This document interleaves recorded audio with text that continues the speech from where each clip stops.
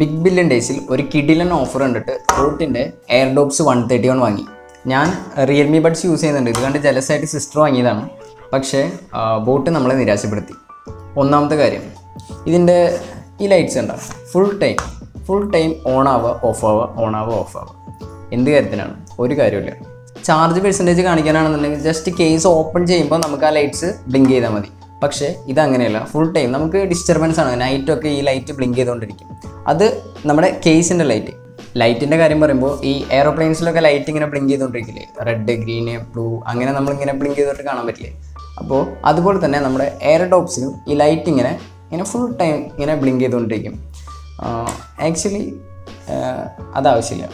കാണാൻ ബെറ്ററാണ്, അതുപോലെ തന്നെ പിടിക്കുമ്പോൾ കംഫർട്ട് അതെല്ലാം ബെറ്ററാണ്. അതുപോലെ തന്നെ ചെവിയിൽ വയ്ക്കുമ്പോൾ കംഫർട്ട് അത് ഓക്കെയാണ്. സൗണ്ട് ക്വാളിറ്റി, കൊടുക്കുന്ന രൂപയ്ക്കുള്ള സൗണ്ട് ക്വാളിറ്റി അത്യാവശ്യം നല്ലൊരു സൗണ്ട് ക്വാളിറ്റി തരുന്നുണ്ട്. കണക്ടിവിറ്റി, അതായത് ബ്ലൂടൂത്ത് കണക്ടിവിറ്റി അതെല്ലാം ഓക്കെയാണ്. ഇതെല്ലാം ഇതിൻ്റെ നല്ല വശങ്ങളാണ്. അത്യാവശ്യം നല്ലൊരു ബാറ്ററി ബാക്കപ്പും നമുക്ക് ഇതിൽ കിട്ടുന്നുണ്ട്.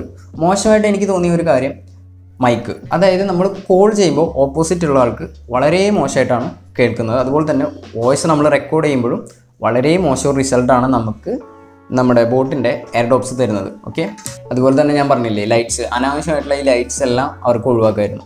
പ്രശ്നം ഇതൊന്നുമല്ല, ലെഫ്റ്റ് എയർഡോപ്സ് ഒറ്റ തവണ ഒന്ന് താഴെ വീണു, ലൈറ്റ് നിന്നു മാത്രമല്ല സാധനം കംപ്ലീറ്റ് ഡെഡായി പോയി. ഇതൊക്കെ എത്ര തവണ താഴെ വീണിട്ടുണ്ടെന്ന് പറയും. പക്ഷേ ഇത് ഒരേ ഒരു പ്രാവശ്യം മാത്രമാണ് താഴെ വീണത്. ആ ഒരൊറ്റ പ്രാവശ്യം കൊണ്ട് തന്നെ ആ സൈഡ് വർക്കിംഗ് നിന്നുപോയി. അപ്പോൾ ഒരു സൈഡ് മാത്രമേ വർക്ക് ചെയ്യുന്നുള്ളൂ. ഇതെൻ്റെ പേഴ്സണൽ എക്സ്പീരിയൻസ് ആണ്. റിട്ടേൺ പീരീഡിലായതുകൊണ്ട് എനിക്കിത് റിട്ടേൺ ചെയ്ത് റീഫണ്ട് ക്ലെയിം ചെയ്യാൻ പറ്റും. ഇതല്ലായിരുന്നെങ്കിൽ ബുദ്ധിമുട്ടിയാണ്.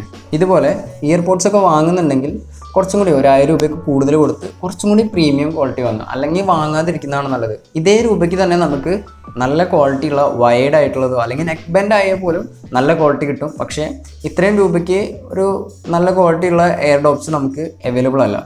വാങ്ങിക്കുന്നത് കൊണ്ടല്ല, ലോ ബഡ്ജറ്റിലേക്ക് പോകുമ്പോൾ അതിലെ കമ്പോണൻസും അതുപോലെ തന്നെ ചീപ്പായിരിക്കും. അതുകൊണ്ട് തന്നെ അത് ഡാമേജ് ആവാനുള്ള ചാൻസും കൂടുകയാണ്. പിന്നെ എക്സ്ട്രാ കെയർ ചെയ്യുന്നവർ, അതായത് താഴെ വീഴാതെയൊക്കെ അത്രയും കെയർ കൊടുക്കുന്നവർ ജസ്റ്റ് ഗോ ഫോർ ഇറ്റ്. പക്ഷേ ഞാൻ പ്രിഫർ ചെയ്യില്ല. ദീപാവലി സെയിൽ നടക്കുന്നുണ്ട്. അതുകൊണ്ട് റിയൽമിയുടെ നിയോ, അത് ഏകദേശം ഒരു 3000 രൂപയുടെ പ്രൊഡക്റ്റാണ്. അതിപ്പോൾ 1800 മറ്റോ ഫ്ലിപ്കാർട്ടിൽ അവൈലബിൾ ആണ്. അതൊക്കെ വാങ്ങാം. പക്ഷേ ഇതൊന്നും പ്രിഫർ ചെയ്യില്ല.